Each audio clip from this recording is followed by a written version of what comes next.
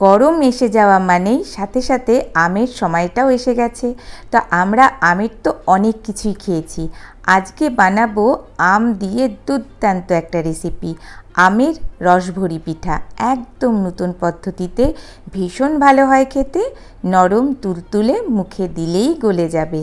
কাজেই বাচ্চা থেকে বড় সবার জন্য, আর যাকে খাওয়াবে সেই প্রশংসা করবে।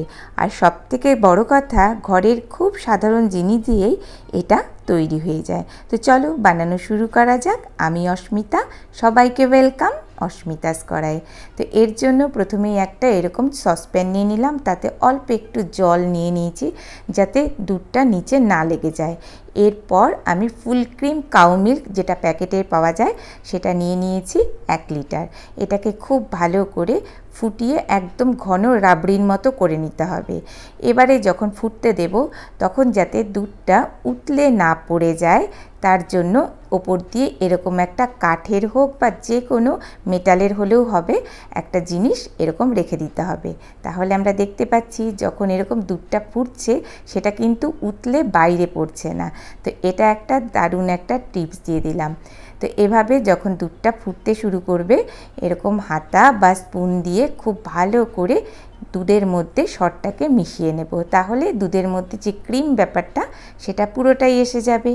এবারে নিয়ে নেব একটা বাটি, তাতে নিয়ে নেব 2 চামচ পাউডার মিল্ক বা গুঁড়ো দুধ।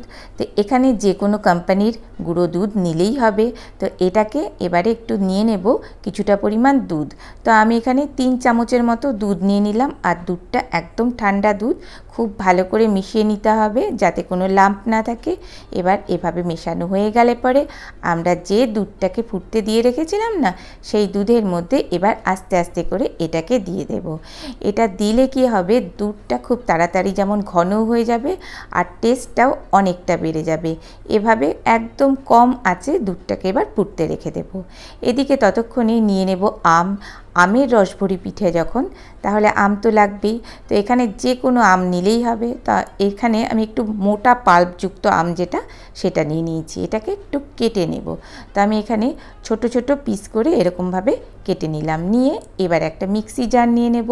মিক্সির মধ্যে নিয়ে নিলাম আমের টুকরোগুলোকে, একটা পেস্ট বানিয়ে নিতে হবে। তো এই যে আমাদের পেস্টটা তৈরি হয়ে গেছে।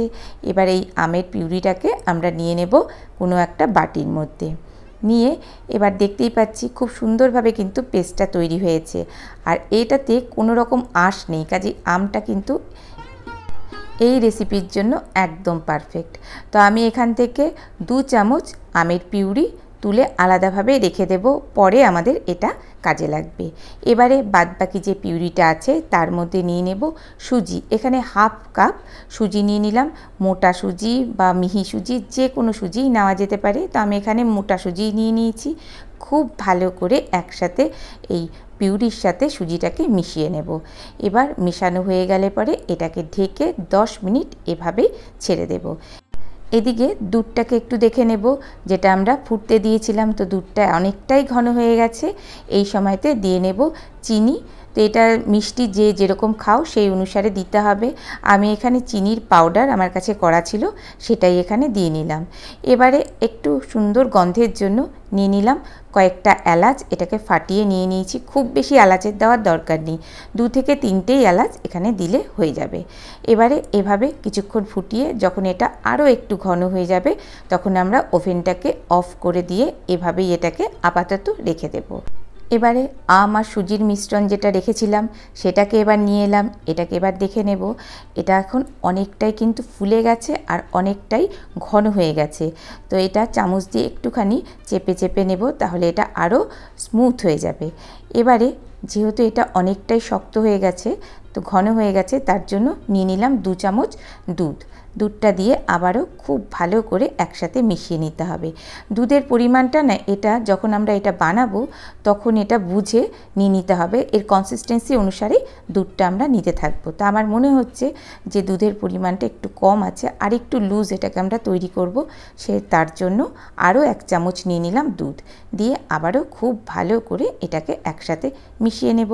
তো এই কনসিস্টেন্সি যখন থাকবে সেই সময় আমরা নিয়ে নেব গুঁড়ো চিনি। তো এখানে আমি গুঁড়ো চিনি নিয়েছি কারণ এটা খুব তাড়াতাড়ি যাতে সুন্দরভাবে এর সাথে মিশে যায়। তো চাইলে পরে যেটা মোটা চিনি, নর্মাল চিনি যেটা হয়, সেই চিনিটাও আমরা এখানে নিতে পারি। দিয়ে খুব ভালো করে এটার সাথেও আবারও মিশিয়ে নেব। চিনিটা দেওয়ার সাথে সাথেই ব্যাটারটা অনেকটাই লুজ হয়ে গেছে। তো এই কনসিস্টেন্সি আমাদের লাগবে। এবারে নিয়ে নেব অল্প পরিমাণে বেকিং সোডা বা খাওয়ার সোডা যেটা হয় সেটা নিয়ে এটাকে আবারও খুব ভালো করে একসাথে মিশিয়ে দেব। আর এটা মেশানোর সাথে সাথেই দেখতে পাচ্ছি অনেকটাই কিন্তু ফুলে গেছে। তো আর বেশিক্ষণ এটাকে নিয়ে নাড়ানাড়ি করব না, জাস্ট এটা আমাদের একদম রেডি হয়ে গেছে। তো এবার কি করব, এরকম একটা ফ্রাইং প্যান নিয়ে নেব। নিয়ে এবার নিয়ে নেব অল্প পরিমাণে ঘি।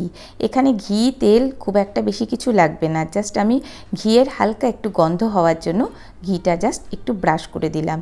আর এরকম একটা চামচ নিয়ে নেব যাতে আমাদের পিঠেগুলোর সাইজ একরকম হয়।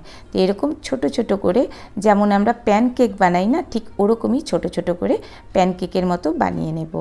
দেখতে ভীষণ কিউট হয় এই ছোট ছোট প্যানকেকগুলো। এবার কি করব, ওপর দিয়ে একটা এরকম ঢাকা দিয়ে দেব। 2 মিনিট জাস্ট এরকমভাবে ঢেকে রাখবো। 2 মিনিট পর আমরা দেখতে পাচ্ছি ওপরের অংশটা পুরো ড্রাই হয়ে গেছে, তার মানে এটা কিন্তু খুব ভালোভাবে সেদ্ধটা হয়ে গেছে। এবারে আস্তে আস্তে করে এগুলোকে উল্টে দেব। কালারটা দেখো কত সুন্দর হয়ে গেছে। তো এগুলো সবগুলো উল্টে দেওয়ার পর আমরা আরও অন্য পাশটাও এভাবেই হালকা হালকা করে ফ্রাইটা করে নেব। সেটা করতেও খুব বেশি টাইম লাগবে না, জাস্ট 1 মিনিটের মতো আমরা এভাবেই একটু নেড়ে চেড়ে এটাকে ফ্রাই করে নেব। আর এক্ষেত্রে বলি, এখানে কিন্তু কখনোই খুব বেশি তেল ব্যবহার করার দরকার নেই। এখানে আমি ঘি ব্যবহার করছি, ওরকমই জাস্ট গন্ধের জন্য অল্প পরিমাণ ঘি দিলেই হবে। তো দুপাশটা খুব ভালো মতো যখন ফ্রাই হয়ে যাবে তখন আমরা এটাকে তুলে নেব। নিয়ে এইভাবে সবগুলো যে পিঠে ছিল সবগুলোই আমি ছোট ছোট প্যানকেকের আকারে এরকমভাবে তৈরি করে নিলাম। তো একটা ভেঙে দেখিয়ে দিচ্ছি যে ভেতরটা কত সুন্দরভাবে তৈরি হয়ে গেছে। আর এটা এভাবেই খাওয়া যেতে পারে, সেটাও খেতে খুব ভালো লাগে। তো আমি এটাকে আরও একটু টেস্টি করার জন্য এরকম বাটি নিয়ে নিলাম, বাটির মধ্যে দিয়ে দিলাম ছোট ছোট আমাদের প্যানকেকগুলো। যতটা সম্ভব একটা বাটিতে আটে ততটা সম্ভব আমরা এটা দিয়ে নেব। এত ভালো হয় না এটা খেতে। এবারে যে রাবড়িটা আমরা বানিয়ে রেখেছিলাম, আবার রাবড়ি বলতে গিয়েও অনেকে আবার রাবড়ির ক্ষেত্রে অনেক কিছু তার ডেফিনেশন দেয়, যাই হোক সেটা নিয়ে আর আজকে বলছি না।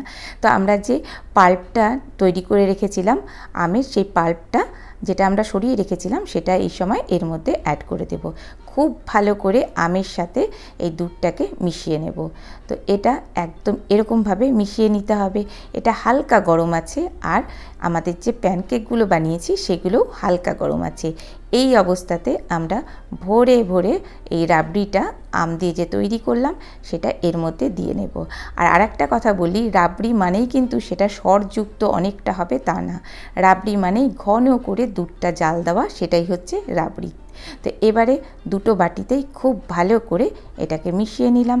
নিয়ে এবার এটাকে ফ্রিজে রেখে দেব 2 থেকে 3 ঘন্টার জন্য। এবার 2-3 ঘন্টা পর এটা সুন্দরভাবে সেট হয়ে গেছে, দুর্দান্ত হয় খেতে। ওপর দিয়ে একটু দেখতে ভালো লাগার জন্য দিয়ে দিলাম পেস্তা বাদাম। যে কোনো বাদাম এখানে ছড়িয়ে দেওয়া যেতে পারে, না দিলেও টেস্টটা ভীষণই ভালো হয়। এবারে যেমন করে ইচ্ছে তেমন করে আমরা এটা সার্ভ করব। আর যখন সার্ভ করব তখন এই রাবড়িটা ওপর দিয়ে আরও একটু বেশি করে দিয়ে দেব। আর এখানে যে কোনো আমই ব্যবহার করা যেতে পারে, অনেক সময় গলে যায় সেই আমগুলো ফেলে দিই, সেই আম দিয়েও কিন্তু এটা সুন্দরভাবে তৈরি করা যেতে পারে। তো তোমাদের আমার এই রেসিপিটি কেমন লাগলো জানাতে পারো। যদি ভালো লাগে তাহলে একটা লাইক দিতে ভুলো না, আর আমার চ্যানেলটিকে সাবস্ক্রাইব করে রেখো। এতক্ষণ ধরে আমার সাথে থাকার জন্য তোমাকে অসংখ্য ধন্যবাদ। নমস্কার।